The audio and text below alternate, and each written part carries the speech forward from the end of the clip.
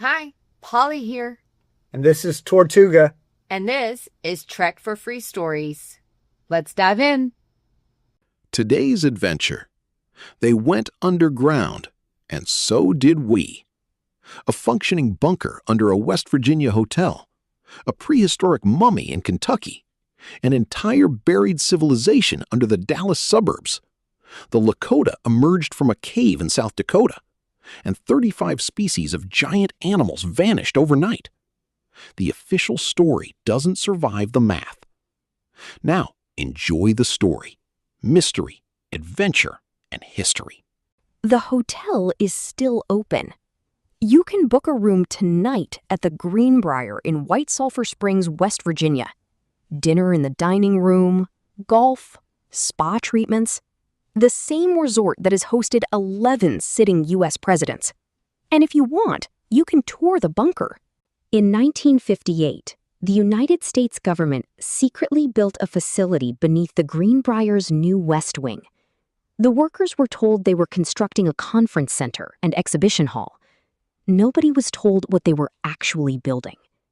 What they built was a city underground. Will global warming change everything we know? How will conflicts over freshwater resources shape the next century? The most powerful people on Earth, people with access to every scientific resource, every rational analysis, every capability the United States government could provide, looked at what was coming and dug. Not metaphorically, literally. They moved earth, poured concrete, sealed steel doors, and stocked years of food. Because when the world above becomes dangerous, humans go underground. They always have. The question is what they were running from. What actually happened 12,000 years ago? Before we go underground, we need to talk about what was above.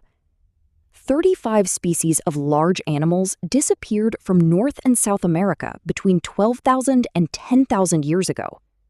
Mammoths, mastodons, saber-toothed cats, dire wolves, giant ground sloths the size of elephants, American horses, camels, giant beavers, glyptodons, armadillos the size of Volkswagens.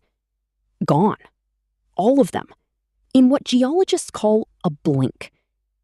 The official explanation? Small bands of human hunters killed them all. That explanation has a problem.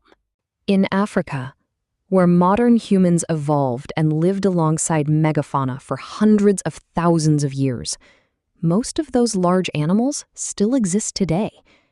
Elephants, lions, hippos, rhinos. Because when humans and megafauna evolve together, they develop a balance. The animals learn to fear humans, populations adjust, the system stabilizes. The North American extinction theory requires newly arrived hunters, small bands with stone-tipped spears, to have driven 35 species simultaneously to extinction across 2 continents in a few thousand years, without leaving a hunting record that matches the scale of the kill, without doing the same thing in Africa, where they had hundreds of thousands of years to do it. That is not math.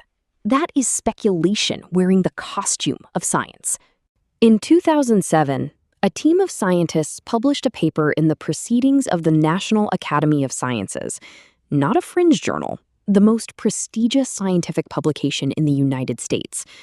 Their evidence, a thin layer found at sites across 4 continents, sitting precisely at the stratigraphic boundary where the megafauna disappear. In that layer, nanodiamonds, platinum, iridium, shocked quartz, the same chemical fingerprint found at every confirmed cosmic impact site in the geological record. Something hit. Around 12,900 years ago, the sky caught fire. Ice sheets destabilized. Floodwaters surged across continents.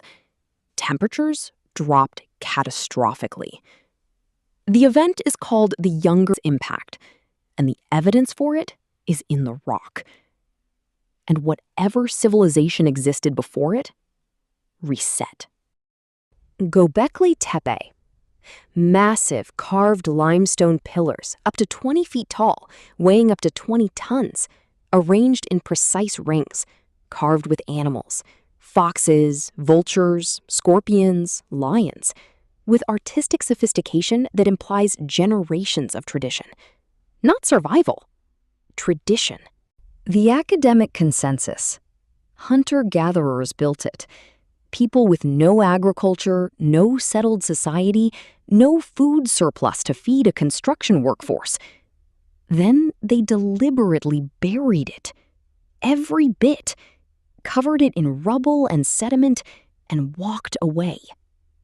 No one has a satisfying explanation for why a hunter-gatherer society would build the most sophisticated structure of the ancient world and then bury it. Unless they were not walking away. Unless they were preserving it from something coming. If something catastrophic happened 12,000 years ago, and the geological record says something did, then what we find underground is not mythology. It is response. The name you hear is Darren, Turkey, an underground city carved into volcanic rock, 18 levels deep, 280 feet underground, space for 20,000 people. Their livestock, food stores, water supply, ventilation shafts engineered so precisely they still function today. Rolling stone doors that seal from the inside. The scholars say it was built to hide from Arab raiders in the 7th century AD. 18 levels for 20,000 people, to hide from raiders who would leave in days. Nobody builds a 280-foot deep city for periodic raids. They build it to survive something longer, something that made the surface uninhabitable. The longest cave system on Earth. Over 400 miles of mapped passages, more likely remaining. 2,000 years ago, people went in. Not to hide, to mine. 2 miles deep. Total darkness. Carrying reed torches that burned for maybe an hour. Mining maribolite, a mineral with no obvious survival use for a subsistence culture. They found a mummy inside. A prehistoric miner, preserved perfectly by the cave's dry air and stable temperature.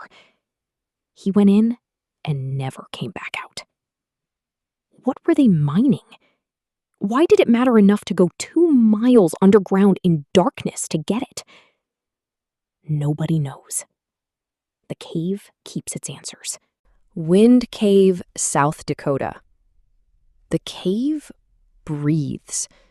When barometric pressure outside drops, air rushes out through a small opening in the Black Hills with enough force to blow a hat off a man's head, which is exactly how white settlers found it in 1881. When pressure rises, it inhales. The Lakota Sioux knew about it long before 1881. Their creation story says the first people and the first buffalo came up out of Wind Cave. Not as metaphor, as literal history. The people lived below. They emerged. The world above is where they came after. The Hopi, 1,000 miles away in the Arizona desert, carry the same story. Their Sipapu, the emergence point, sits at the bottom of the Grand Canyon. They came from below. They went up. 2 nations. No shared language. No recorded contact. The same memory. What were they living underground from? And when did it finally become safe to come up? Rockwall, Texas, 20 miles east of Dallas. In 1852, settlers digging wells kept hitting stone. Not boulders, walls. Carefully fitted walls with archways, linteled portals, and square openings. Running in a rectangle 3.5 miles wide by 5.6 miles long. Nearly 20 square miles of enclosed structure buried 80 feet underground. A stone-lined passage leads to a vaulted chamber. In 1949, excavators pulled up 4 large stones bearing inscriptions. The script on those stones was matched to a copper coin pulled from a well in Lawn Ridge, Illinois in 1870, augured up from 114 feet down. That coin is reportedly in storage at the Smithsonian Institution. The wall's composition includes minerals, niobium, tourmaline, titanite, that don't naturally occur together in that region. In 1999, researchers found the structure generates measurable electrical energy when vibrated. Researchers who study such things have a name for that property: piezo, the same property that makes granite and quartz structures resonate under pressure. The walls are still there, under the suburbs, under the shopping centers, under the new housing developments going in every year. Whatever civilization built that enclosure, 20 square miles of fitted stone, a vaulted chamber, inscriptions matching artifacts found in another state, is gone. The walls are not. The church said the earth was flat because a round earth threatened the cosmology that maintained the church's authority. Galileo proved otherwise. The church placed him under house arrest for the last 9 years of his life. The mechanism was not stupidity. It was institutional self-preservation. Academic institutions run the same mechanism with different tools. Grant funding flows toward conclusions that confirm previous grant-funded conclusions. Careers are built on established timelines.